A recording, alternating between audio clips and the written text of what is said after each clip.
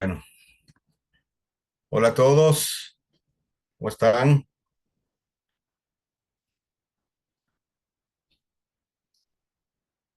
Qué bueno verles. Bendecidos, Ya, bendecidos. ya pasé todas las pantallas, ya los vi a todos. Eh, Hemos usado la palabra escuela, pues, porque ese es el término con el que más nos identificamos. Y sin que necesariamente pues, lo que voy a decir tenga una connotación negativa, porque no es la idea. Pero el concepto de escuela es muy griego, ¿verdad? El concepto de yeshiva es totalmente diferente, ¿verdad? Y obviamente, pues solo se puede dar en un contexto muy del reino. Porque cuando usted revisa la escritura, usted se da cuenta de algo, de que el tema, la palabra y el concepto paternidad está por todo lado. Yeshua habla del Padre. Yeshua habla de sus talmid, de sus talmidim, que mal traducido sería alumnos o discípulos, ¿verdad? Pero que no alcanza esa idea. Un talmidim no es solo una persona que, que se expone o se somete a una instrucción, ¿verdad? Eh, Bajo una metodología, sino es alguien que cede su autoridad para ser instruido en la vida. Entonces, obviamente, esa es la función de un padre. Y esto es lo que define una yeshiva. Una yeshiva es la convocatoria que hace un padre, porque el padre es el que instruye, como ya hemos visto, ¿verdad? El padre es el que instruye, el que imparte esa sustancia. Y quienes asisten a la yeshiva, ¿verdad? Tienen que ceder autoridad, pero ceden su autoridad a una autoridad paternal para ser instruidos, para ser dirigidos y para ser proyectados proféticamente. Entonces, la yeshiva, la palabra yeshiva tiene que ver con sentarse a los pies del maestro a aprender. En el entendido que el maestro es Yeshua y simplemente el que dirige la yeshiva es el que ha sido llamado en una función o para una función paternal con una autoridad paternal delegada para instruir a los talmidim. Por eso, en el contexto bíblico, sobre todo en los tiempos de Yeshua, de Pablo, la yeshivot, plural de yeshiva, eh, eran dirigidas por una persona y esta persona escogía a dedo quienes iban a formar parte de su yeshiva. Es decir, no era cualquiera y no por discriminación, no por prejuicios o raciales o sociales, etcétera. No, no, simplemente porque se entendía que cada shalía o cada maestro tenía asignados, ¿verdad? Cierta cantidad de talmidim, cierta cantidad de discípulos. Entonces se buscaban. Por eso Yeshua fue a buscar los 12. Él fue, él los buscó, no lo buscaron a él. Muchos querían estar con él, pero él solo se invirtió en 12, que no era nada anormal en aquel tiempo y contexto, ¿verdad? El maestro buscaba a los discípulos para usar los términos. Entonces, hoy en día es diferente. La gente busca quien le enseñe, quien le imparta, quien imponga manos. Voy allá porque allá se mueve la unción. En ese tiempo era diferente, ¿verdad? El maestro, el Shalia buscaba sus talmidim para impartirles, porque había un compromiso de vida. porque en el concepto griego, una persona asiste, escuela, colegio, universidad, pero simplemente es un tema académico, es cumplir un requisito. En el concepto bíblico y del reino, lo que se está forjando es la cultura, es un tema de vida. Entonces, un maestro de una yeshiva ejerce paternidad porque acompaña en esos procesos de vida. Esa es una gran diferencia. Obviamente, pues esto limita un poco o limita bastante, ¿verdad? ¿A cuántas personas podría atender un maestro, el maestro de una yeshiva? Pero bueno, ok, no es el tema, es un comercial, ahí le dejo, porque tenemos que ir renovando el pensamiento, tenemos que ir cambiando, ¿verdad? Ese paradigma. Y voy a decir esto con mucho respeto, yo sé que tengo pastores al frente y pastoras, no, quiero decirlo claro para no ser malinterpretado, pero tradicionalmente la iglesia se convirtió en un salón de clase, como en cualquier universidad, en cualquier colegio. ¿Okay? Yo le doy a usted, yo le predico, le enseño, usted se lo lleva para su casa y va a ver qué hace usted con eso. Sin que haya una relación personal, sin que haya un acompañamiento. ¿Okay? Hoy en día, pues con la tecnología tenemos una opción como esta, por ejemplo. Pero al haber una continuidad, hay un acompañamiento y algunos también cumplimos una función de refuerzo a quienes ejercen una paternidad. Entonces, yo, Carlos Soto, está esperando algo. Yo estoy esperando que las iglesias empiecen a tornarse en yeshivot.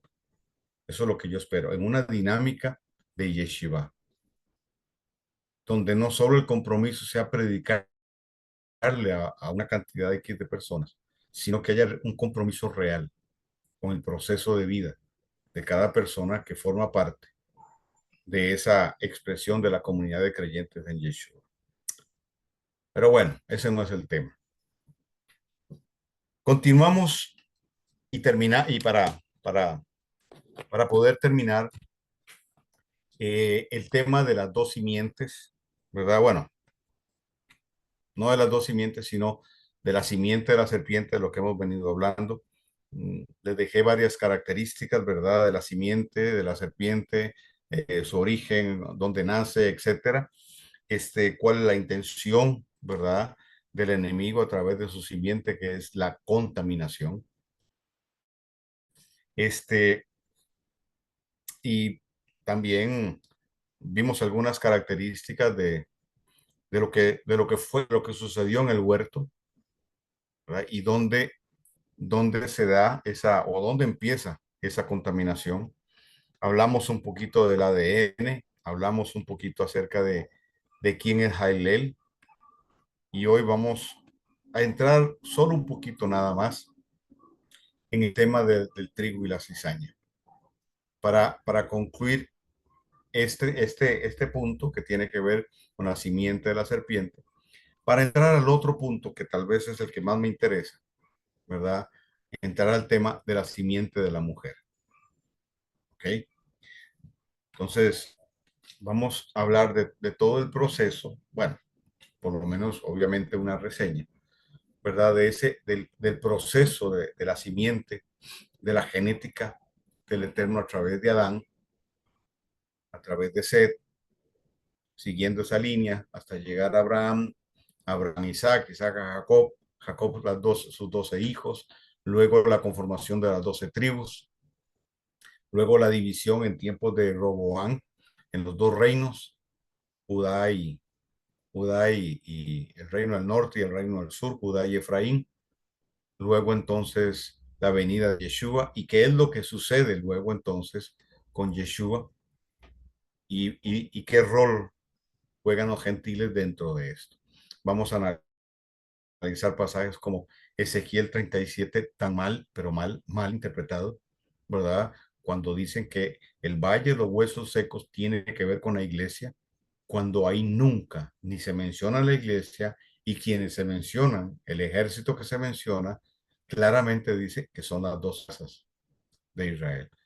Entonces, vamos a analizar todo este contexto para que nos ayude a interpretar, tal vez de una mejor manera, la escritura y su proyección profética. Ok, vamos a la presentación del PowerPoint.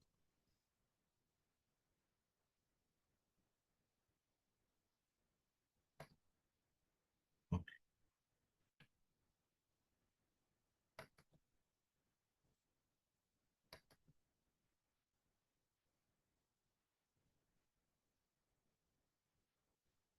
ok, estamos entonces.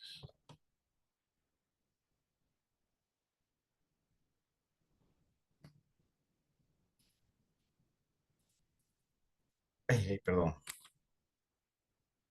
Ok, la clase pasada, este, vimos el origen del conflicto, así rápidamente, más que nada como un, como un repaso. Ok,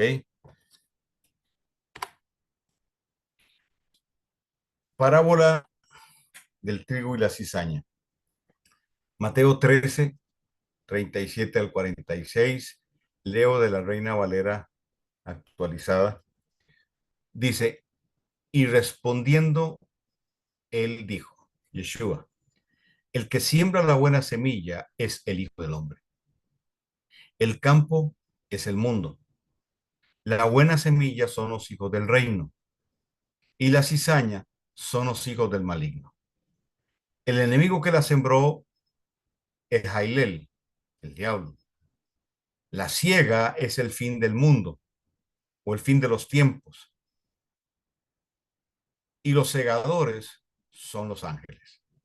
De manera que como la cizaña es recogida y quemada en el fuego, así será el fin de este mundo o de este tiempo o de este siglo, ¿verdad? Y cuando dice fin del mundo, no quiere decir que el mundo se acaba, porque no es eso. No es ese el concepto. Esto no va a ser destruido. Este planeta no va a ser destruido.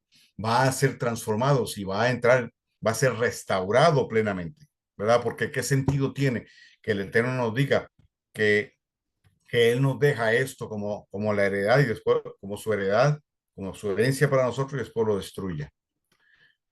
El Hijo del Hombre enviará a sus ángeles y recogerán de su reino a todos los que causan tropiezos y a los que hacen maldad, y los echarán en el horno de fuego. Allí habrá llanto y crujir de dientes. Entonces los justos resplandecerán como el sol en el reino de su Padre. El que tiene oídos, que oiga. ¿Okay?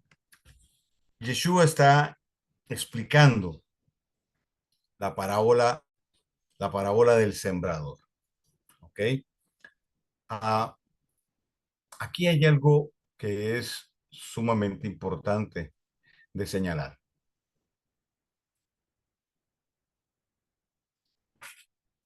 Cuando,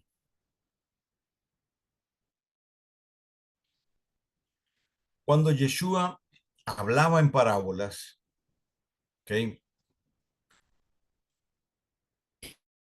Él no se preocupaba por explicarle a la gente qué fue lo que él quiso decir. Porque una parábola es un enigma, una parábola tiene una enseñanza oculta, ¿verdad? Una parábola es una metáfora, tiene símbolos, etcétera, y tiene una interpretación. Entonces, normalmente en aquel contexto, cuando se daba una parábola, esa parábola debía de ser explicada, ¿verdad? Entonces, esa parábola se explicaba a aquellos que eran los talmidim, voy a usar la palabra discípulos del que estaba enseñando. Yeshua le hablaba a las multitudes, les hablaba en parábolas, pero no se las explicaba. Entonces, obviamente la gente no entendía o no entendía mucho. Sin embargo, el carisma del Señor debió haber sido tan fuerte que la gente lo seguía y de hecho, pues algunas cosas sí recibían. Sin embargo, él, después de que le hablaba a las multitudes, se llevaba a sus cercanos, ¿verdad? Que no solo eran los 12, había mujeres y en una de esas llegó Nicodemo y ahí les explicaba la parábola. Esa explicación se llama la perla, ¿verdad? Es la explicación y se hace una conclusión. Entonces, esa conclusión o a esa conclusión se le llama perla, ¿ok? Se le llama perla. Esa palabra, la palabra para perla es la misma que se usa para huerto, para el Gan Edén o el jardín del Edén. Entonces, esa esencia, esa sustancia, era la que generaba en aquellos discípulos, en aquellos talmidín cercanos, en aquellos hijos, generaba una revolución, una transformación. Aquella palabra revelaba, empezaba a trabajar en ellos, era diferente a lo que la gente oía. Por eso entonces, Yeshua dijo, no le den o no le tiren las perlas a los cerdos. ¿De qué estaba hablando Yeshua ahí? Lo que Yeshua estaba diciendo es que no tomaran esa conclusión y se la dieran a alguien que tenía una mentalidad gentil, es decir, una mente no circuncidada. ¿Ok? ¿Por qué? Porque una persona que tenía una mentalidad gentil no iba a hacer nada con aquello que se le estaba entregando. Entonces, normalmente se veía como personas privilegiadas, aquellas que podían estar cercanas a un maestro, como el caso de Yeshua o el caso de Pablo, por ejemplo. ¿Por qué? Porque tenían acceso a esa esencia, a esa impartición. ¿Ok? Entonces, Yeshua le da la explicación a los cercanos de la parábola del sembrador. Y él dice, el que siembra la buena semilla es el Hijo del Hombre, es decir, es él, Yeshua. Y como vamos a ver un poquito más adelante, la semilla tiene que ver con dos cosas, ¿verdad? Tiene que ver con dos cosas. El campo es el mundo. La buena semilla son los hijos del reino y la cizaña son los hijos del maligno. Aquí entonces Yeshua nuevamente nos reafirma que hay dos simientes, que hay dos linajes. El linaje que viene de la mujer y el linaje que viene de la serpiente. A uno le llama trigo y al otro le llama cizaña. El trigo son los hijos del reino y la cizaña son los hijos del maligno. ¿Ok? Y en medio están aquellos que necesitan ubicarse y tomar posición de un lado o del otro. Dice que el enemigo que la sembró es el diablo. Es decir, Yeshua sembró la simiente para los hijos del reino. Pero Satanás, el diablo, sembró la cizaña. Es decir, la simiente. Pero al final de los tiempos va a haber una gran siega. Y esto está relacionado con la fiesta de los tabernáculos y la gran última cosecha, ¿verdad? De almas relacionada con la cosecha agrícola. En los tiempos de la festividad de tabernáculos se recogía la última cosecha. ¿Ok? Eso tiene una implicación y una connotación profética y es un tipo de lo que va a suceder. Llegando al tiempo del fin, a ese tiempo final, se dará una recolección enorme de una gran cosecha. ¿Ok? Pero esa cosecha de almas dice que será ángeles. ¿Por qué? Porque solo ellos sabrán a ciencia cierta, con certeza, quién es simiente de la serpiente y quién es simiente del eterno, quién es trigo y quién es cizaña. Y entonces va a haber una separación. Va a separar el trigo de la cizaña. Ahora, a mi entender, perdón, a mi entender, y yo firmo ahí al pie de la página, esa separación no se va a hacer en 2 horas, en 3 horas, en 4 horas. Esa separación se está haciendo, está tomando lugar. Y si usted echa un vistazo hoy, el mundo se está polarizando. Hay quienes están en contra de lo que la élite está diciendo, está haciendo. Y no estamos hablando necesariamente de gente que se congrega en una iglesia, no estamos hablando de gente que profesa la fe que nosotros profesamos. Estamos hablando de personas que en algunos casos ni siquiera creen en Dios, entre comillas, ¿verdad? Obviamente. Pero están siendo conscientes de que la élite que ya ha sido identificada lleva el mundo por una línea que no es la correcta. Y si nosotros, al ver los medios de comunicación, nos podemos fácilmente dar cuenta, ¿verdad? De las denuncias que muchos están haciendo, de lo que la élite está haciendo, las denuncias que se están haciendo de lo que ha hecho y está haciendo y pretende hacer, ¿verdad? La, la, la élite de las farmacéuticas, por ejemplo.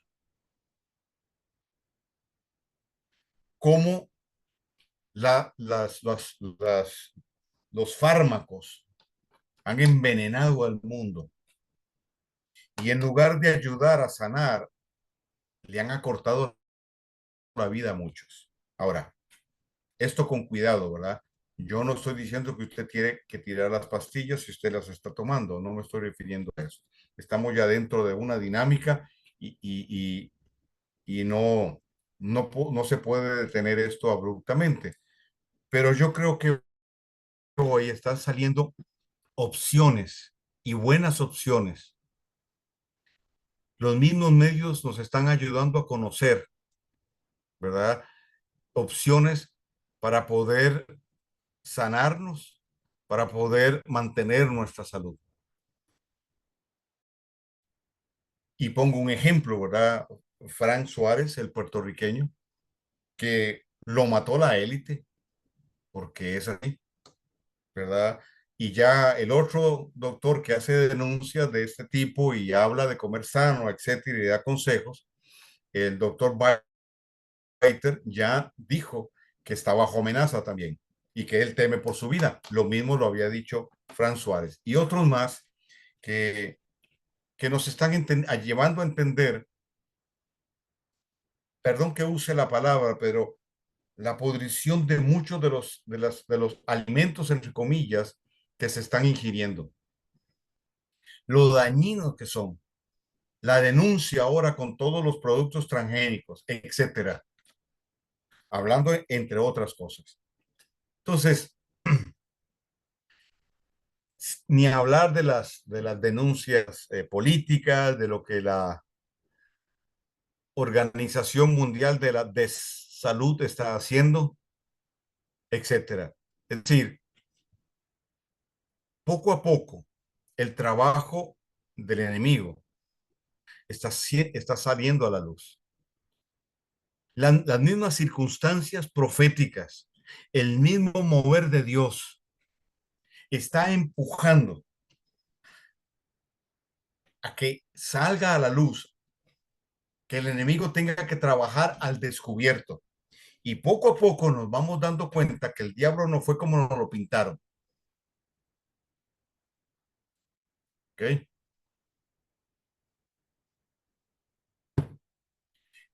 Poco a poco estamos viendo la verdadera cara del ángel caído y de toda su y de todo su séquito.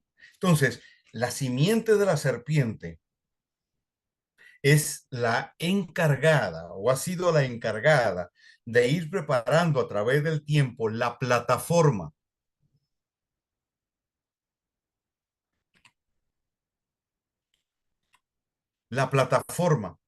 para el entronamiento del anticristo. Poco a poco a poco,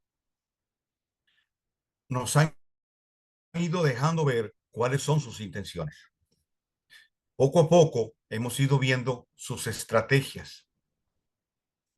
Y una y otra vez, este que usted está aquí, este que usted ve aquí al frente, hasta donde tiene conocimiento, se ha encargado de señalar, de mostrar y de enseñar, repito, hasta donde Dios me ha revelado, hasta donde yo conozco. ¿Por qué? Porque yo creo que el pueblo del Eterno necesita crear conciencia de lo que estamos viviendo.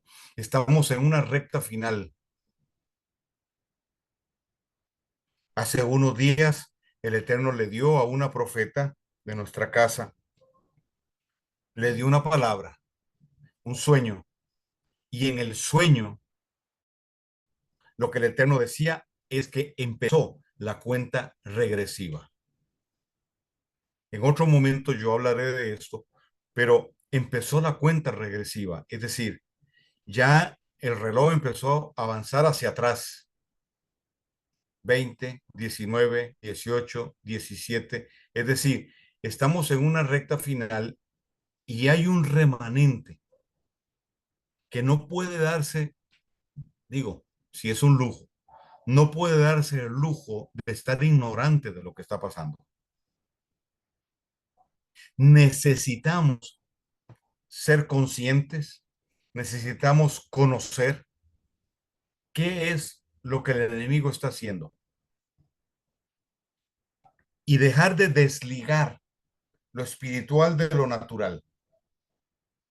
Dejar de creer que el enemigo está operando independientemente de hombres o mujeres aquí en la tierra. Él tiene una generación también. Él apuntó a una generación que hoy estamos viéndola operar para poder traer este desenlace.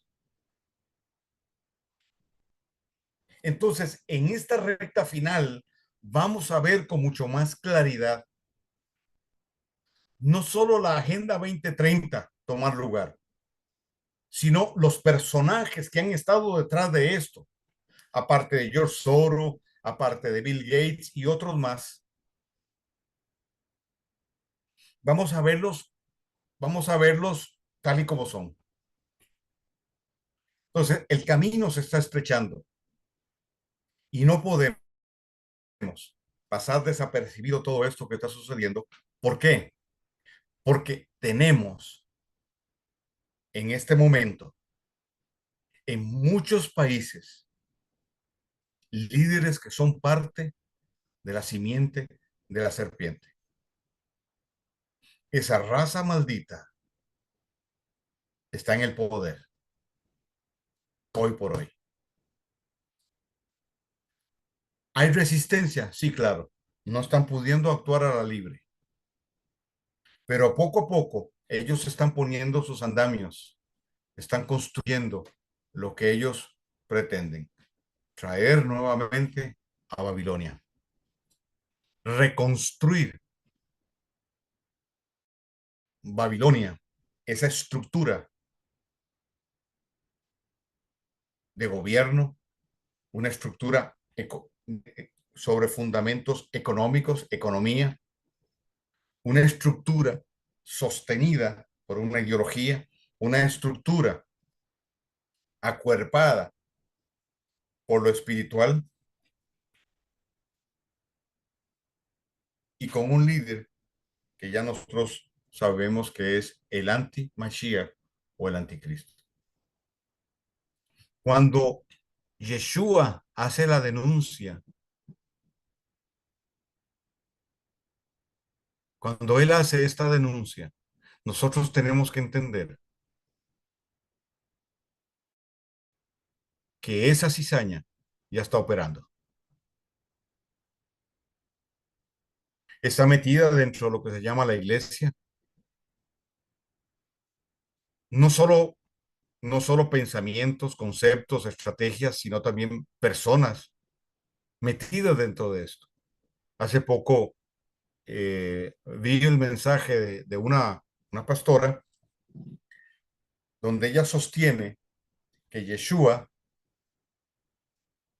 en relación al plan de redención, él completó el 60% y a nosotros nos toca completar el 40% para llegar al 100%. A ver, ¿sabe qué es lo que a mí me alarma?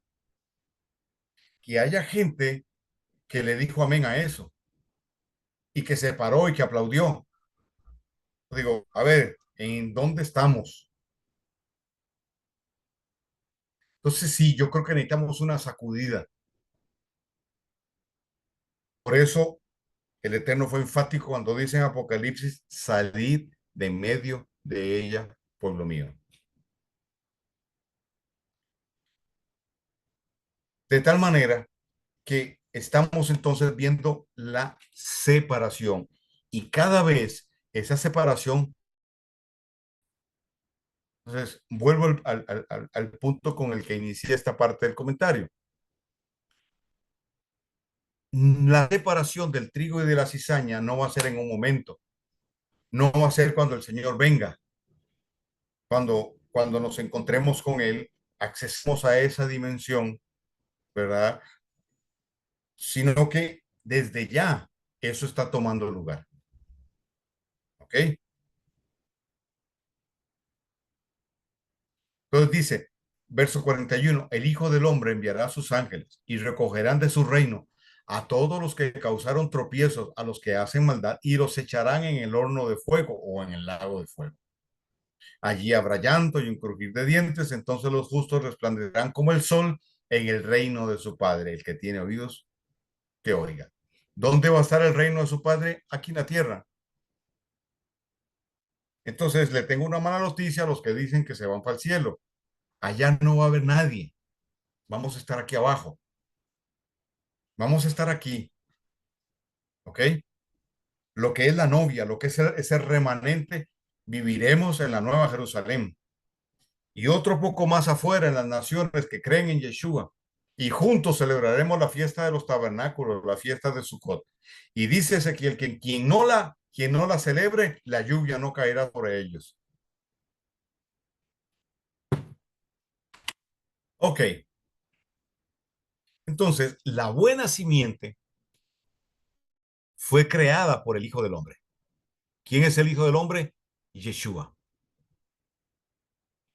La buena simiente, los que son genética, espiritual y proféticamente los hijos del Eterno. Entonces se da cuenta que no tiene que ver con la membresía a una iglesia o a una denominación. Es que todo se ha reducido a eso. El tema de identidad de pueblo no se puede tener si no hay conciencia de que es un tema genético. Somos de la simiente santa, somos de la simiente de Yeshua. Nacimos genéticamente de él, tenemos el ADN de él.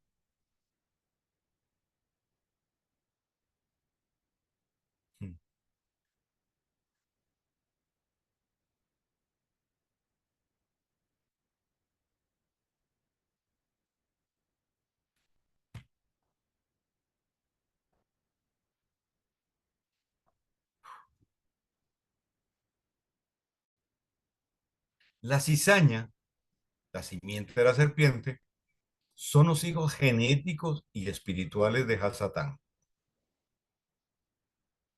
¿Ok? Entonces, estamos hablando de dos simientes, estamos hablando de dos líneas genéticas. Hay gente que dice, no, no, no, Carlos Soto, no, eso no puede ser, porque, porque yo no tengo ningún parentesco con los judíos, porque no hay una línea genético familiar. Digo, pero es que el tema trasciende a eso. El nuevo nacimiento implica una nueva genética. Por eso dice que renacimos de una simiente incorruptible. Es decir, tenemos la genética de Yeshua.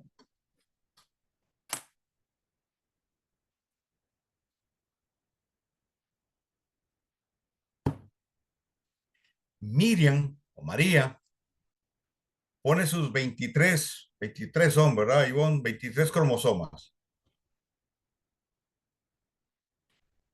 Y según el análisis que se hizo de aquella sangre que encontraron debajo justamente del lugar donde murió Yeshua, y muchos sostienen, y yo lo creo, que era la sangre de Yeshua, cuando esa sangre se analiza, resulta ser que tiene 23 cromosomas de la mujer, pero solo uno del hombre. O sea, al Padre Eterno le bastó con uno solo. Bueno, de ahí venimos nosotros.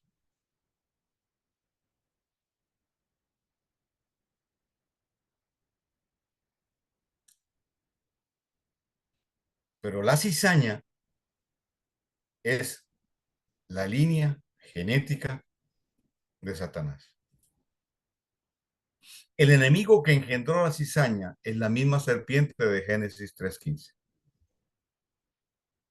Y ya pues hablamos de que no es una serpiente, ¿verdad? Que es una forma simbólica para hablar del carácter y de la forma de actuar del enemigo. Los hijos de Elohim, el trigo, heredarán entonces el reino después de que la cizaña sea destruida. ¿Okay? Eso ya pues nos mete en un campo más escatológico, ¿verdad? Y eso pues tendría que tener un tema totalmente aparte. En esta porción de la escritura, Yeshua nos da la evidencia más contundente sobre las dos simientes. Son dos semillas sembradas en la misma tierra, es decir, el vientre de Java o Eva, pero de diferente especie. Yeshua lo proyecta hasta el fin de los tiempos. Además, hace referencia a lo que sucedió en el huerto del Edén, que fue donde inició todo esto. Las semillas son las encargadas de codificar a las especies. Esto es lo que define el ADN. Ahora, el término simiente procede del latín sementis y que, de acuerdo con el diccionario de la Real Academia Española, RAE, tiene dos grandes acepciones.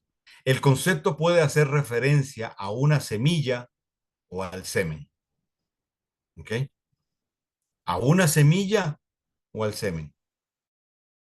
La genealogía, en cambio, es aquella ciencia que se dedica al estudio de los antepasados y la descendencia de una familia o línea familiar.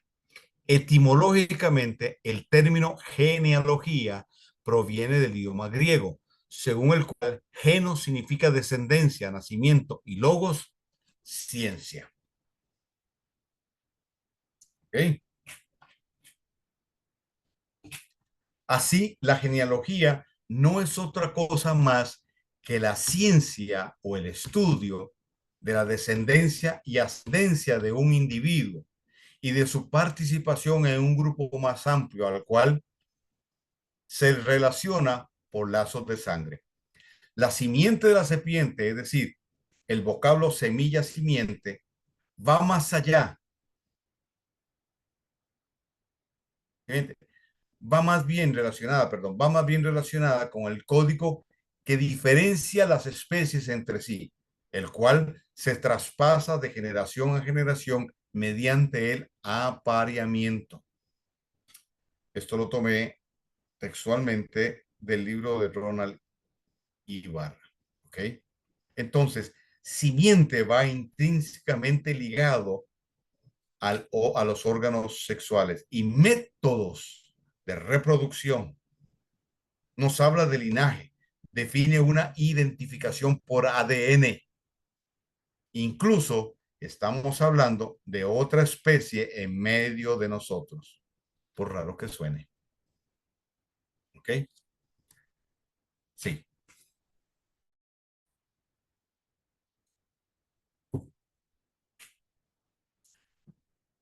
A esta especie algunos le llaman reptilianos, ¿verdad?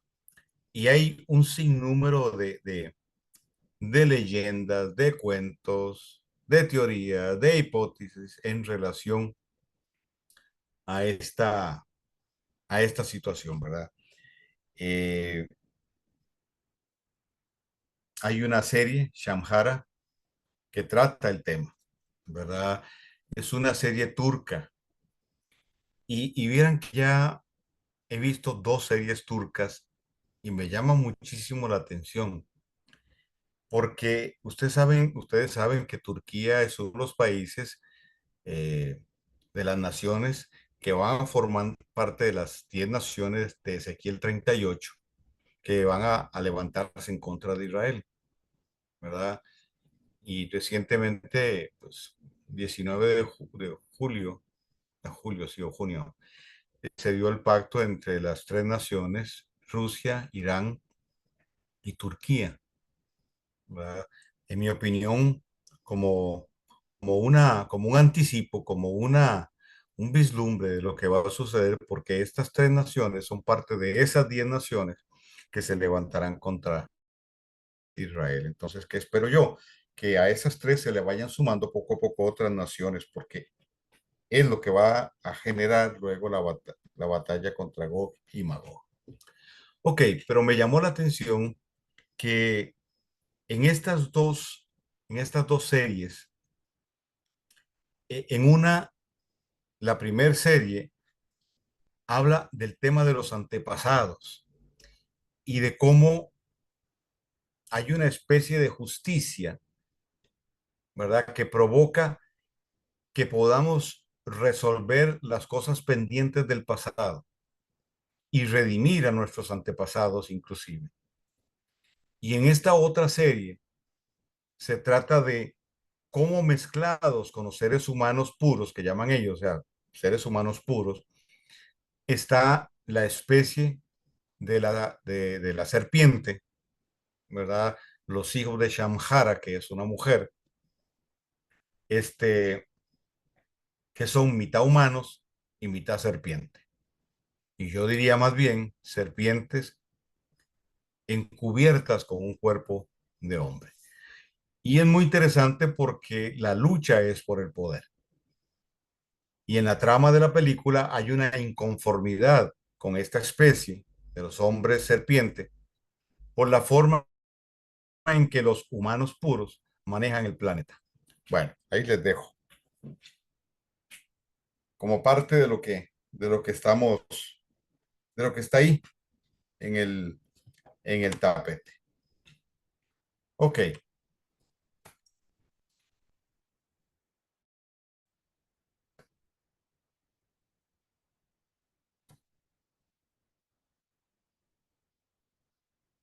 ¿Estamos bien hasta ahí? Sí, señor. Vamos, perfecto.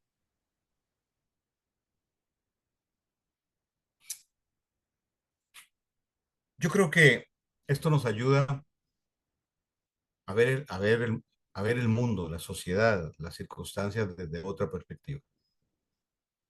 Es decir, no, no alimentando un morbo, sino más bien tratando de activar un discernimiento, ¿verdad? Para poder ir identificando quién está detrás de las cosas que estamos viendo. Entonces, por ejemplo, mucha laraca, mucha cuestión con el tema de las Olimpiadas, con la inauguración de las Olimpiadas. Las redes llenas y todo el mundo comentando, pero los comentarios del cierre de las Olimpiadas se redujeron a más de un 80%. Le digo por qué. Porque para poder interpretar el mensaje que nos dejaron en el cierre de las Olimpiadas, hay que tener una base muy buena y un conocimiento de todo esto que ellos están manejando para poder interpretar correctamente lo que fue el cierre. Muchos se quejaron de lo que vieron en la apertura y el énfasis fue con esta representación de la Santa Cena, comillas. Y yo dije, pero ¿qué les pasa? Por qué reaccionan así? Si realmente la Santa Cena no nos representa. Deberían ofenderse los católicos, porque es su representación, fue lo que ellos crearon. Eso no nos representa a nosotros, no representa lo que nosotros, en lo que nosotros creemos, y está muy lejos de ser lo que Yeshua hizo con sus discípulos aquel Pesaj, aquella noche de Pesaj. Eso lo creó Da Vinci y es parte de la estructura de esta élite que tiene otros fines, ¿verdad? Entonces yo digo, yo dije para mí, con algunos cercanos yo lo he dicho, me preocupa la condición en cuanto a la conciencia, al discernimiento de muchos pastores, líderes, defendiendo lo indefendible. O sea, pero todos esos que se pronunciaron, yo busqué a ver si se pronunciaron en relación al cierre y no lo hicieron. Y no lo hago como una crítica, no, ¿verdad? Es simplemente lo uso lo señalo como una especie de termómetro para saber dónde estamos. Y yo creo que necesitamos crear una conciencia mayor de lo que está sucediendo. Lamentablemente, cada vez más los medios de comunicación nos van restringiendo. Cada vez más hay más restricciones y ya ahora casi es muy poco lo que se puede hablar libremente. Y yo diría que más bien tenemos como que inventarnos unos códigos, ¿verdad? Para poder entendernos y no poder hablar libremente. Porque ahora te censuran por cualquier cosa, te mandan un warning, porque no se puede hablar ya ni de inoculación, ya no se puede hablar ya no se, bueno, y tocar el santuario de la OMS, imposible, ¿verdad? Te cierran el canal, ahora ya no se puede hablar de ellos. Bueno, pero bueno, como una pequeña conclusión a esta parte, mi pensamiento es que debemos abrir más nuestro entendimiento, abrirnos más a que el Espíritu de Dios nos lleve a ser cada vez más conscientes, de lo que está sucediendo. Pero siempre desde una posición que no puede variar. Porque si yo no estoy firme en lo que soy, en lo que creo,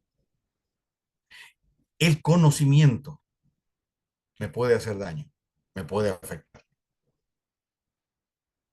Por un lado, el carácter, pero por otro lado, puede golpear mi fe. A veces Dios no nos da mucha revelación porque nos falta carácter para poder sostener aquello, ya sea para que no nos llenemos de orgullo, etcétera. Pero también por otro lado, porque el conocimiento de lo que el enemigo está haciendo podría afectarnos, podría golpear nuestra fe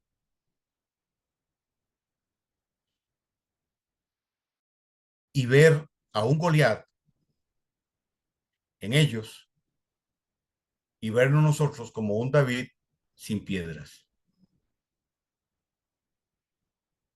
Entonces, la posición es muy importante. ¿Cuál es nuestra posición? ¿Quiénes somos en él? La conciencia de que somos el bando ganador, que no estamos en una guerra, estamos en una batalla. La batalla es la estrategia para despojar, perdón, para despojar al bando que perdió, al ejército que perdió. Estamos en una batalla de despojo y de desalojo, porque Satanás perdió. Entonces, todo esto que nosotros estamos viendo ya tiene un final anunciado. Ya Yeshua lo dijo. Ya los profetas profetizaron de eso y sobre eso. Ya nos dijeron cómo termina esto. Entonces, no importa lo que veamos, no importa lo que las circunstancias nos estén diciendo, ellos no son la voz final. La voz final está ahí en la escritura. Él dijo que nosotros somos más que vencedores, que la bestia, que el falso profeta, que el anticristo serán lanzados al lago de fuego, que los nefilim serán lanzados al lago de fuego.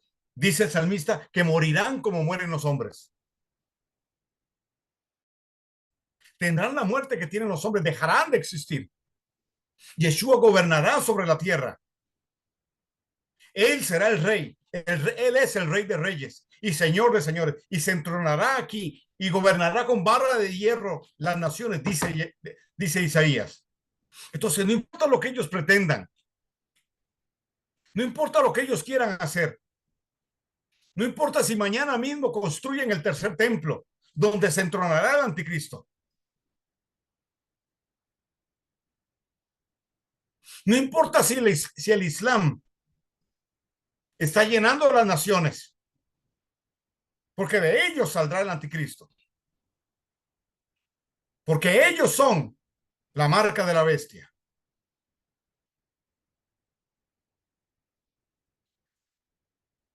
No podemos perder nuestra posición ni nuestra perspectiva profética.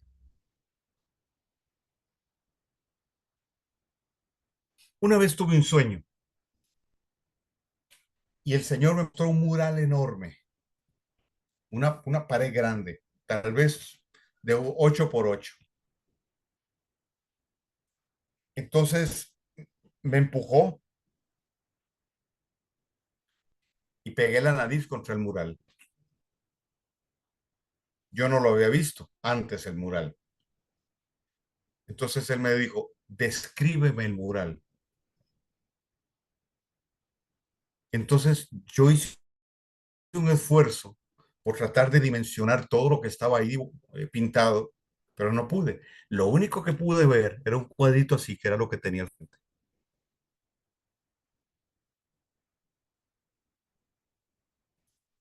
Entonces el Señor me dijo, no puedes hablar de lo que no ves y no lo podrás ver sin el debido proceso. Entonces él me fue dando. Y como a la mitad, yo podía ver la mitad. O sea, me alejé un poco y pude ver la mitad.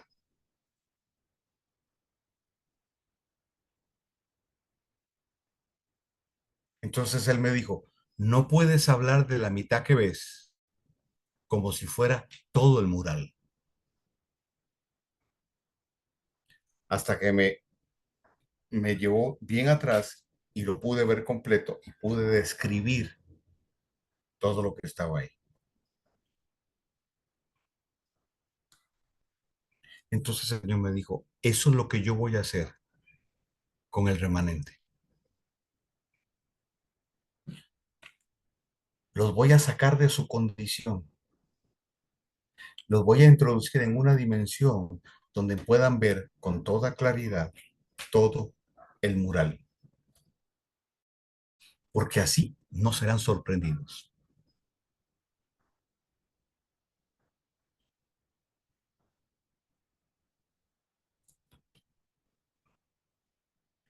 Yeshua dijo, ellos son de este mundo, ellos no son de este mundo. Guárdalos del mal. Y enfatizo esto. Ellos no son de este mundo. Entonces nosotros no podemos, no debemos pensar como la gente de este mundo. No podemos llegar a unas conclusiones que el mundo llega. Tenemos que empezar a levantarnos por encima del sistema.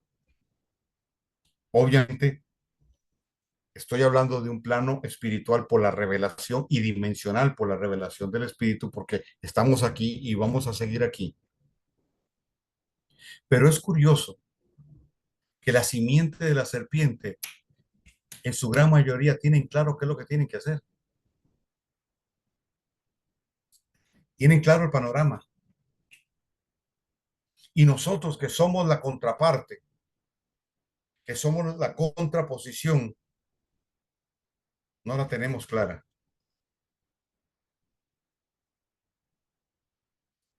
Pero déjeme decirles algo. Empezó la cuenta regresiva.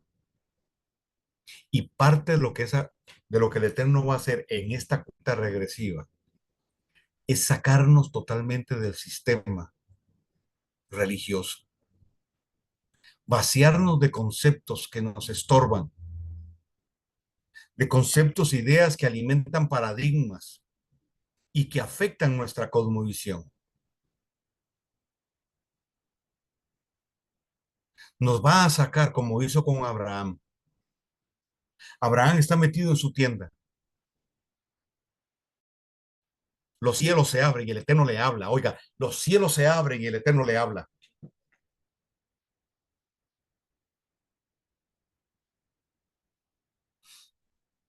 Y Abraham le dice al Eterno,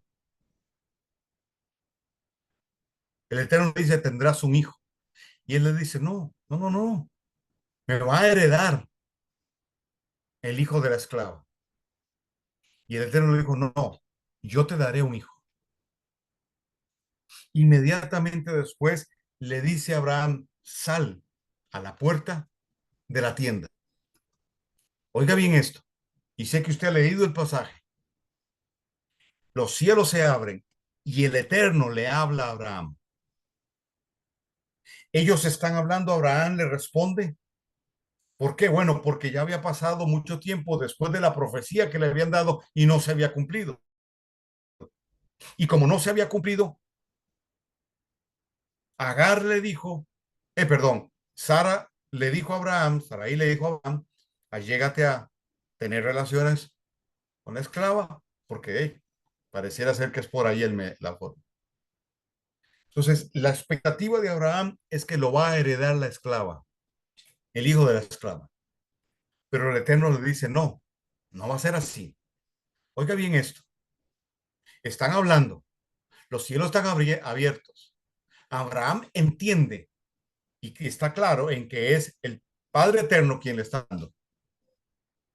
Y luego el Eterno le dice, sal a la puerta de la tienda. ¿Por qué? Si no estaban hablando, si ya estaba el diálogo, ¿por qué le dice sal a la puerta de la tienda? La construcción en el hebreo de ese pasaje, en esa cosa usa una palabra, un verbo, jabet. Cuando le dice, sal a la puerta de la tienda, jabet. Y la palabra jabet significa sacar, hacer subir algo.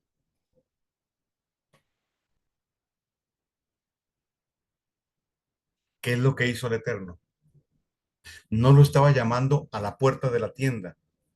Lástima la traducción al español, pero no fue sal a la puerta de la tienda, sino le abrió una puerta dimensional y le dijo, ven, sube acá.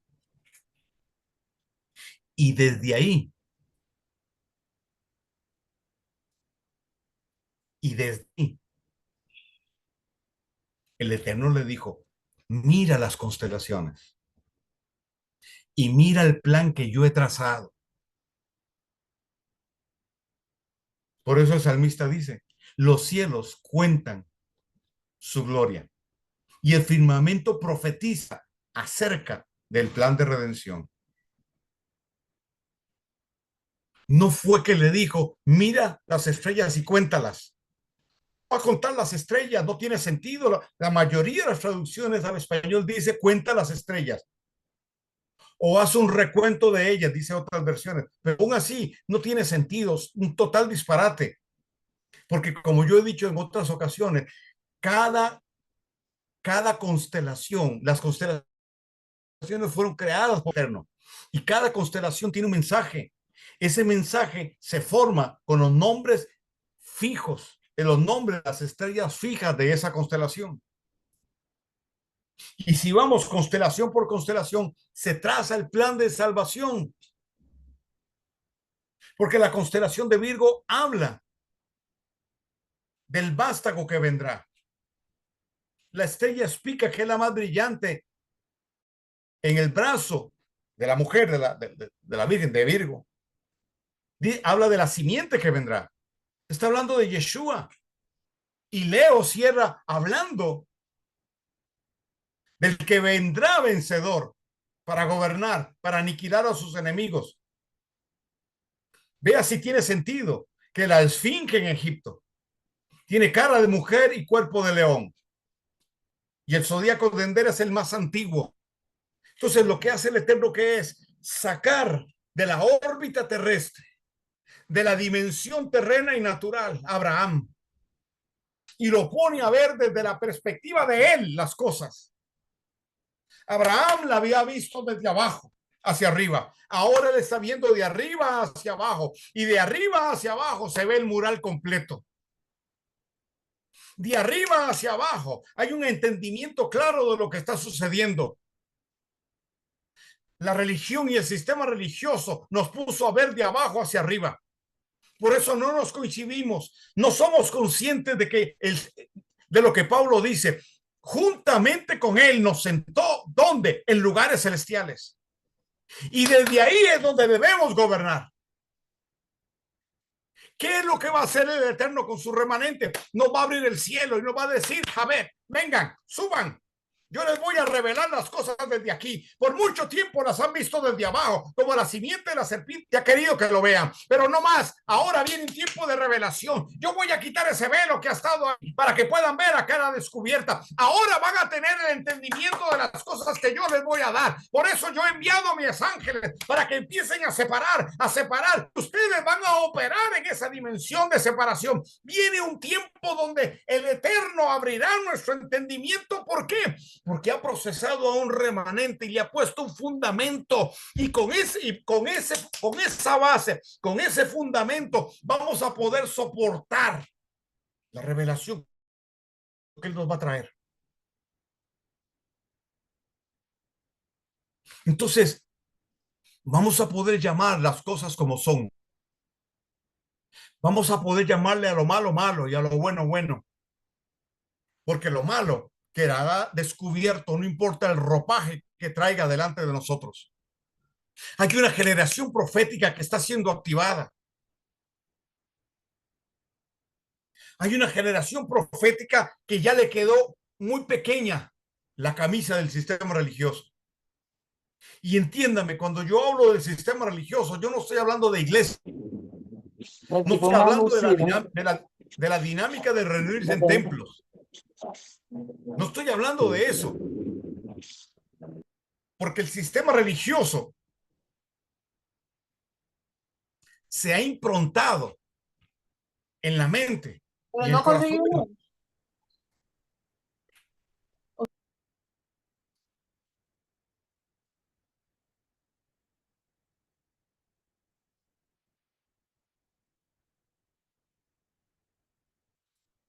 ¿Qué es lo que el Eterno está haciendo, a mi entender? Levantando una nueva generación de profetas.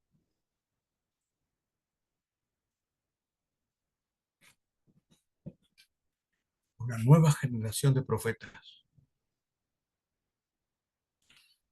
Lucas 1:17.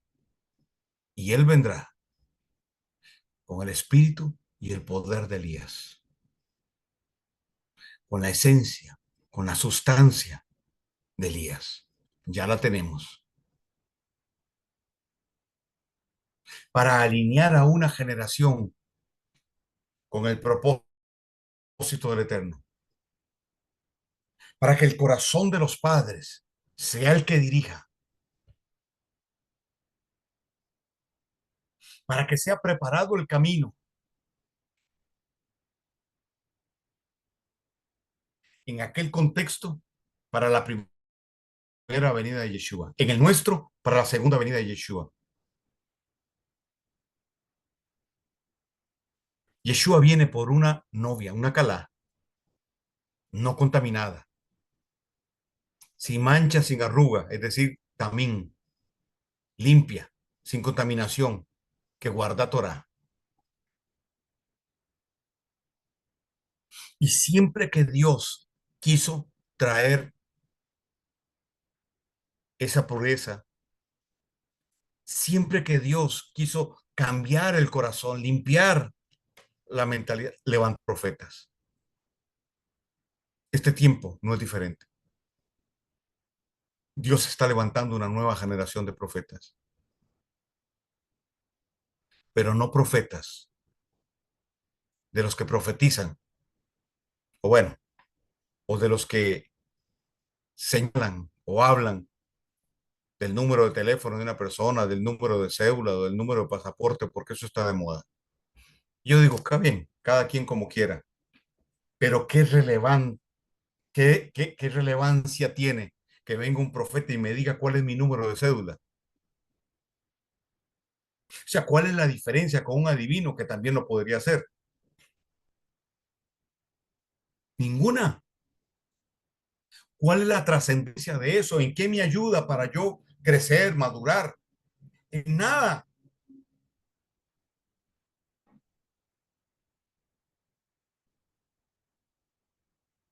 Aunque he presenciado un par de casos donde se le revela a un profeta el número de teléfono de una persona y le dice, hay una persona aquí con este número de teléfono, ¿sí? En este momento, usted tiene un familiar, es su papá, está en su casa, se quiere suicidar, llámelo ya. Y ella llama y esa era la condición. Ok, ahí eso es otra historia. Pero cuando me dicen solo el número de teléfono o el número de cédula, y la gente, wow, eso lo puede hacer cualquier. Los magos de Faraón lo hacen.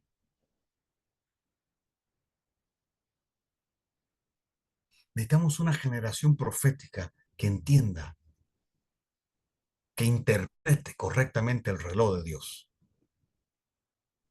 que nos pueda decir para dónde vamos, que nos pueda marcar las pautas. Ya no necesitamos profetas que nos profeticen casas enormes, barcos, yates. Teresa,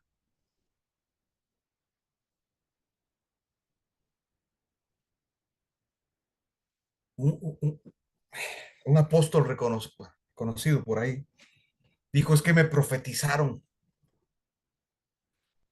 que tengo que ampliar la cochera de mi casa porque el Señor me va a traer 5 carros nuevos, un Rolls Royce, un Austin, no sé qué. Yo digo, ¿por qué?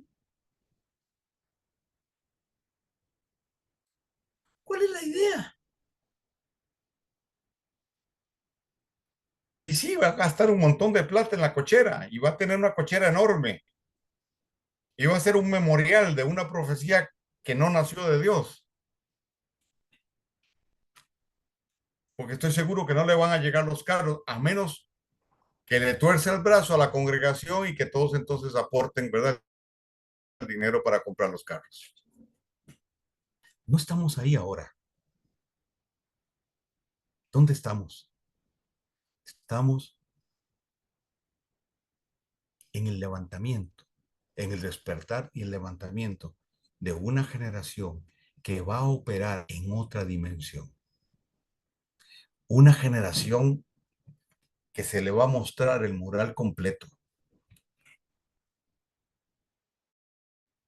Y dentro de eso, una generación que sabrá exactamente y podrá identificar con toda certeza donde hay simiente de serpiente y donde hay simiente de mujer, donde hay trigo y donde hay cizaña. Una generación que podrá identificar o discernir detrás del carisma, detrás de la verborrea, inclusive detrás de las señales y portentos, el error y el engaño de Satanás. Estamos hablando de una generación que será sensible, muy sensible a la sutileza de los errores, juntamente con una generación profética que señale, que denuncie, que marque. Una generación de maestros. Miren, el Eterno está levantando una nueva generación de maestros que nos traigan el fundamento perdido, que nos devuelvan a las yeshot, que puedan generar la impartición que provoque un compromiso real de las personas con la Torá, no con el que enseña, con la Torá y con el que creó la Torá. Que de esa impartición surja un carácter inquebrantable, una fuerza en el espíritu que no podrá ser doblegada.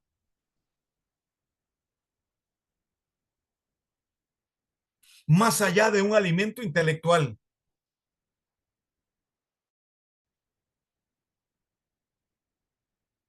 con esa impartición la capacidad de implementarlo. Una generación profética que pueda operar en la dimensión del eterno y hablar el verdadero lenguaje del reino. Que lo que nosotros vemos en la escritura que sucedió, suceda con nosotros y nos suceda a nosotros. Una generación no ensimismada, una generación que no anda buscando que le impongan manos para recibir, una generación no egoísta, no egocéntrica, una generación centrada en los intereses del reino, muy por encima de los intereses personales. Porque aquí es donde se va a establecer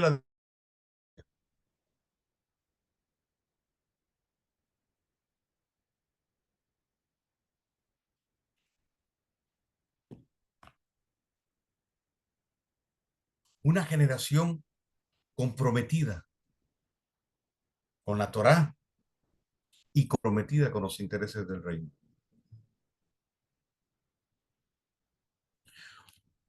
Una generación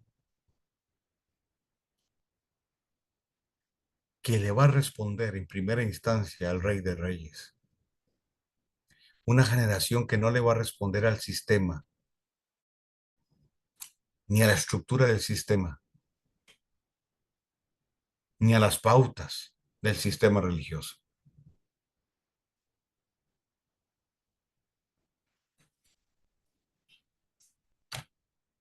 una generación que puede interactuar con los ángeles sin hacer una imagen de ellos e idolatrarlos. Porque créame que entre ellos y nosotros no hay mucha diferencia, ¿saben? Tal vez la diferencia está en este estuche en el que nosotros nos manejamos. Pero si nosotros pudiéramos trascender, veríamos que sí, son seres extraordinarios. Pero ellos no podrían operar sin nosotros. Entonces vienen tiempos de esa interacción con los ángeles. Y no como alguien anda por ahí enseñando que nosotros podemos darle órdenes a los ángeles y que entonces los mando a hacer esto y los mando a hacer el otro y se convirtieron en los office boy, en los mandaderos. No, no, señores, eso no es así. Entonces, cuando yo pregunto cómo es eso, ustedes mandaron a los ángeles a hacer esto, sí, sí, los mandamos a hacerlo y lo hicieron, claro. Yo pregunto, ¿y dónde está la manifestación en lo material y natural de eso? No, no, es que se dio en el plano espiritual. Digo, no me venga con cuentos. Lo espiritual influye sobre lo natural y lo determina. Nada de lo que sucede en el mundo espiritual deja de tener una manifestación aquí en lo terreno. Entonces, no me venga con historias. Eso no es así. Ustedes se la inventaron. Eso es un cuento de camino. Todo lo que los ángeles hicieron en la escritura, sí, tuvo repercusiones espirituales, pero también naturales. Cuando Daniel estaba en el foso de los leones, hubo ángeles y los ángeles cerraron la boca a los leones. Muy natural, muy concreto, porque si hubiera eso quedado ahí no abstracto, los leones se comen a Daniel.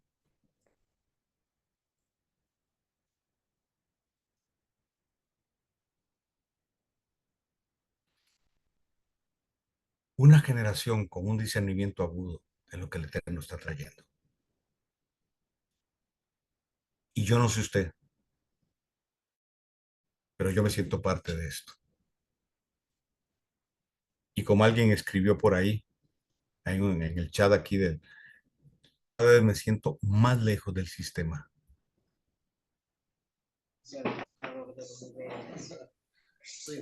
y más claro veo el reino. Y vuelvo y repito, yo no hablo en contra de reunirse, porque alguien por ahí lo dijo. Bueno, ahí en los medios dicen. Yo no dije eso. Lo que yo sí he dicho es que la dinámica de lo que llamamos cultos, servicios, reuniones, va a ir cambiando. Y vamos a terminar teniendo yeshivot.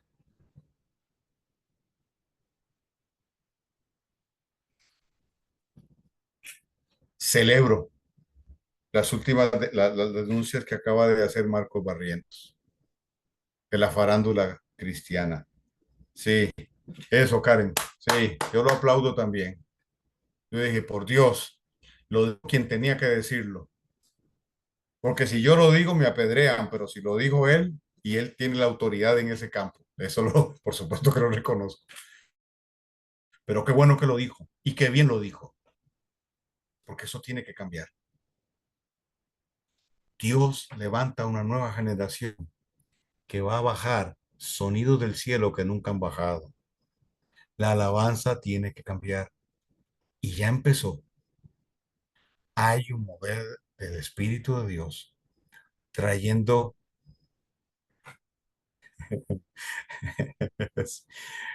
en el chat ahí, un mover de Dios que nos está trayendo algo fresco, algo fresco. Sí, y digo fresco del Espíritu de Dios en relación a la alabanza. Bueno, cerramos con esto el tema de la simiente de la serpiente. No lo agotamos, simplemente aquí terminamos para poder ahora entrar en el otro tema, el tema de la simiente de la mujer. pasaje clave aquí, entre muchos, es la parábola de hijo pródigo.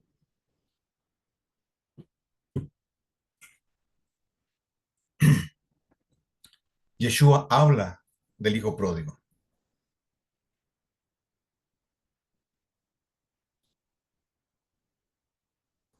Habla del hijo pródigo. Y muchos mensajes se han dado y algunos muy buenos. Se ha usado la parábola del hijo pródigo para hablar de la paternidad y está bien. Se ha hablado de la parábola del hijo pródigo para hablar de valorar lo que le da, etcétera. No digo que esté mal. Pero cuando Yeshua dio la parábola del hijo pródigo, él estaba uniendo dos cosas: un pasado y circunstancias de un pasado que tenían que ser redimidas y un futuro que tenía que converger en el eterno presente de Dios. ¿Por qué? Porque la parábola del hijo pródigo tiene que ver con las dos casas de Israel.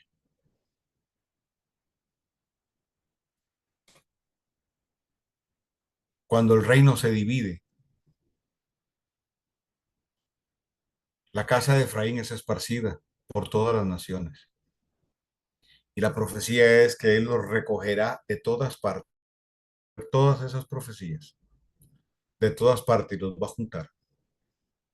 Y por otro lado, la casa de Judá, que también fue llevada a Babilonia, pero luego regresó. Y a través de ellos vino Yeshua. Esas dos casas tienen que volver a ser una, como fue al principio, la casa de Jacob, un solo pueblo. El Eterno se desposó con ellos, con Israel en el Sinaí, y el pecado de Salomón y luego el pueblo, etcétera, trae la separación. Y el Eterno le da carta de divorcio a Efraín, pero tiene que volverse a unir las dos casas. Entonces, en Yeshua empieza el proceso de redención de Efraín. Óigame bien, la restauración de Judá y la entrada del tiempo de los gentiles. Entonces, los efraínitas estamos volviendo a casa. Los gentiles con los efraínitas vienen a ser injertados en el olivo para ser casa de Israel. Y estamos viendo ya un mover del Espíritu de Dios en medio del judaísmo rabínico o de los judíos tradicionales. Ya hay bastantes que han salido de ese anonimato y han dicho: tengo muchos años de creer en el Mesías y creo que el que murió en el madero es el Mesías. Y lo esperamos. Ya hay muchos diciéndolo. Por ahí vamos. Entonces, hay toda una proyección profética. ¿Por qué? Porque Efraín está representado en el hijo que se le dio la herencia y se fue y malgastó todo lo que tenía. Judá es el que se quedó en casa, el que preservó la Torá de donde vino el Mesías. Efraín vuelve a casa, es decir, el hijo pródigo, al verse comiendo algarrobas con los cerdos, él dijo: si hay en la casa de mi padre hay manjares. Entonces él se devuelve, su papá lo recibe y manda a preparar el anillo. Vamos a hablar qué significa ese anillo. ¿Por qué le da un anillo? Lo recibe, hace un banquete y entonces luego eso despierta los celos del hermano mayor, que siempre estuvo en casa, pero nunca valoró lo que tenía. Y aquel que se fue, lo perdió todo, regresó, valoró lo que había perdido y recuperó. Y su padre le entregó y le hizo recuperar lo que había perdido. Vamos a hablar de esto, vamos a usar muchos pasajes de la escritura para que nos quede bien claro el tema. porque la consigna de Yeshua fue muy clara. Lo que han llamado la Gran Comisión tiene un contexto.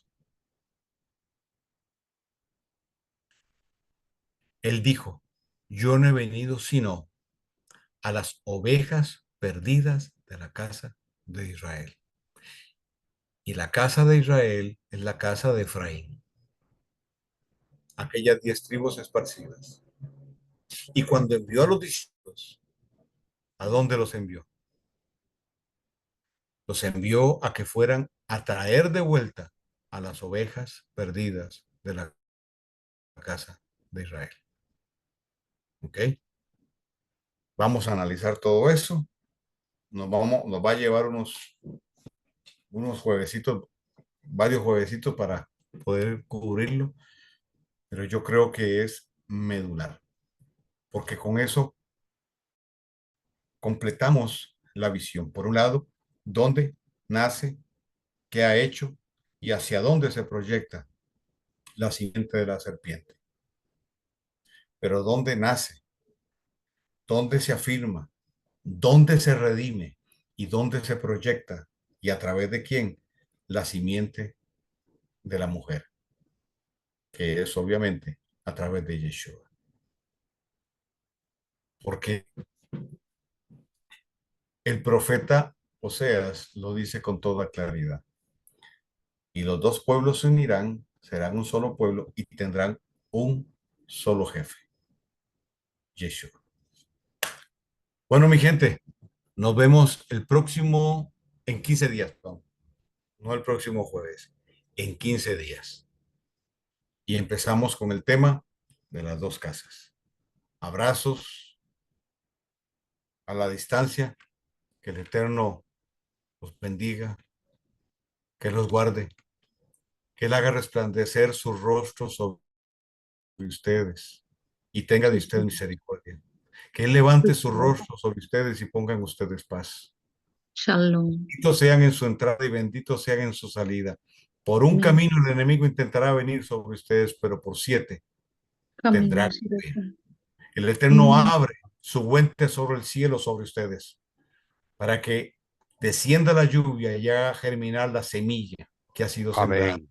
Y serán cabeza y no cola. Estarán Amén. arriba solamente y nunca Amén. abajo. Amén, amén. El Amén. Eterno Dios abra sobre ustedes la unción de revelación y como Abraham empiecen a experimentar una perspectiva de plano elevado, proféticamente Amén. hablando, de todo Amén. en el nombre de Yeshua. Nos vemos en 15 días.